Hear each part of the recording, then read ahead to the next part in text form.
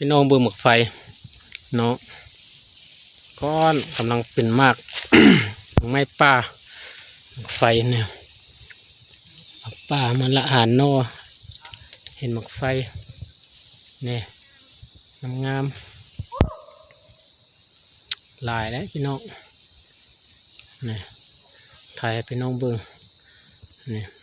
ป่าดงกงกดไปย่างมาได้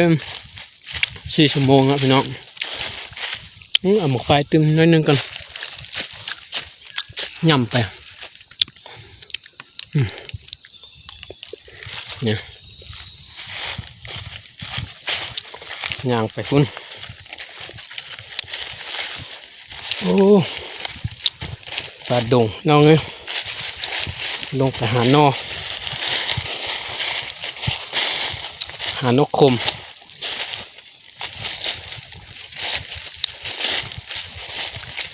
นี่กุกวาย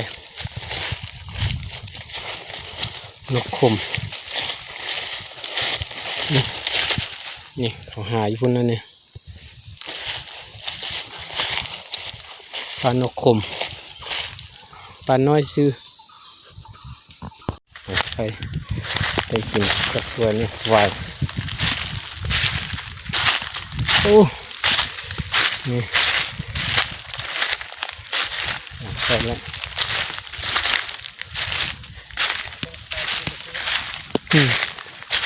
ห้ามเต้เผาวายก่อนนอใส่เลยตี้เผานอเผาวายกินโอ้ลมแห้งเลยแม่นอันนี้แล้วแม่นนี้แล้ว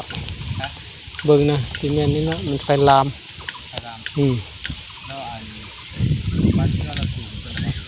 เขาว่าเนื้อพุ่นไง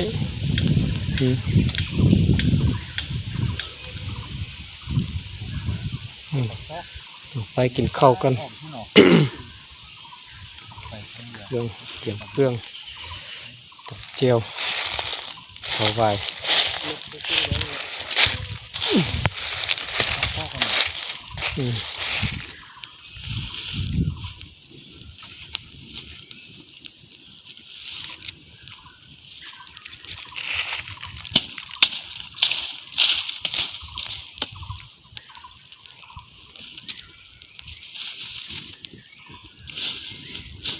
เขาไว้กัน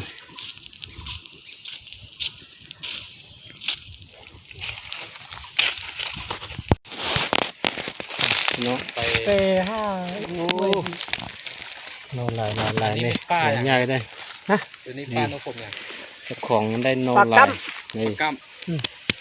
ลายเติบเป่านี่พี่น้องตั้งมาละยิงมาละยิงได้ละยิงแล้วเอานอกพร้อมยิงบ่ได้มั้ยนะบ่จมหอกจับโตซะหอกยิงลงมาน้ำเลยบ่นี่ปลานี่ก็กว้างเนาะฮะปลานี่ก็กว้างเนาะโอ้สุดไอ้ปลานี่โอ้เนาะ